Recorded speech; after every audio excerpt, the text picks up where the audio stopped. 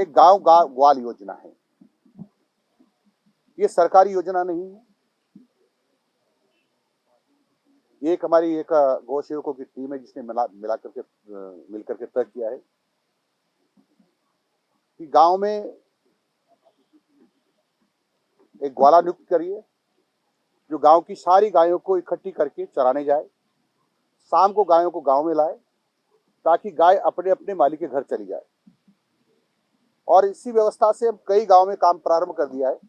लगभग हमारा 17 गांव में काम प्रारंभ हो चुका है। हम प्रत्येक ग्वाले को 10,000 रुपये महीने देंगे और जहां 50 ग्वाले हो जाएंगे उनके ऊपर एक उनका सुपरवाइजर रखेंगे, उसको हम 20,000 रुपये देंगे।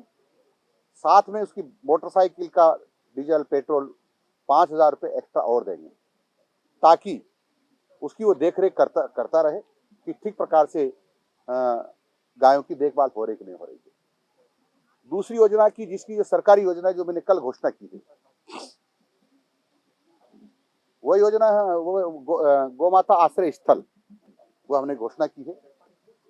125 बीघा लगभग यानी 20 हेक्टेयर के आसपास जो जमीन होगी, उस जमीन में 8 हेक्टेयर में तो लगभग हम चरागाह विकसित करेंगे, कुछ जमीन में हम तालाब बनाएंगे, कुछ जमीन में चारा रखने का एक स्टोर होगा,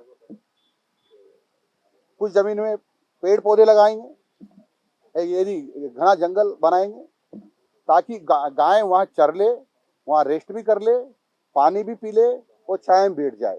तो 125 बीघा का जो एरिया होगा उसमें हम सभी पंचायत समितियों में एक एक यानी 457 हमारी पंचायत समितियां हैं, सब में एक एक इस प्रकार का आश्रय स्थल बनाएंगे। इसकी घोषणा हमने की है। प्रत्येक आश्रय स्थल की अनुमानित लागत लगभग 85 लाख रुपए होगी और जिस पर हमारा 400 करोड़ रुपया खर्च होगा। पंचायतों को लेकर आपने गाँव को लेकर अनाउंस किया कि विक्रेता जो मीट बेचते हैं अवैध है, इलीगल है, उनको सबको लाइसेंस लेना होगा। देखो क्या है कि शहरों में कोई भी जानवर काटने के लिए उसको एनओसी लेनी पड़ती है निकाय से। दूसरा, जो पशु चिकित्सक है उससे उस पशु का स्वास्थ्य प्रमाण पत्र लेना पड़ता है कि वो स्वस्थ है। तीसरा, उसका जो मकान हो जहां वो ये काटेगा या बेचेगा वो कमर्शियल कन्वर्ट होना चाहिए। दूसरा, उसका खाद्य सुरक्षा का लाइसेंस होना चाहिए, तभी जाकर के वह इस काम को कर सकता, अन्यथा अवैध कहलाएगा।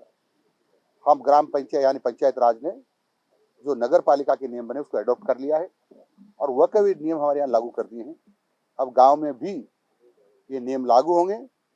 कोई भी बिना पंचायत की एनओसी के ये काम नहीं कर सकता। बना पशु चिकित्सक के स्वास्थ्य जांच के बिना किसी भी पशु को काट नहीं सकता, बेच नहीं सकता, और जहां बेचेगा वहां उसका कमर्शियल कन्वर्ट होना चाहिए। तो इस प्रकार की व्यवस्था की है ताकि जो ऐसे लोग हैं जो शाकाहारी हैं, भोजन पूजन वाले हैं, उनको कोई दिक्कत न हो। कई बार लोग कहते हैं मेरी प्रॉपर्टी मंदिर के पास भी तो मैं कुछ भी करूं, मैं काटूं कुछ भी करूं, तो दिक्कतें कई बार आती है। हम कोशिश कर रहे हैं कि अवैध रूप से कहीं भी मांस की बिक्री ना हो।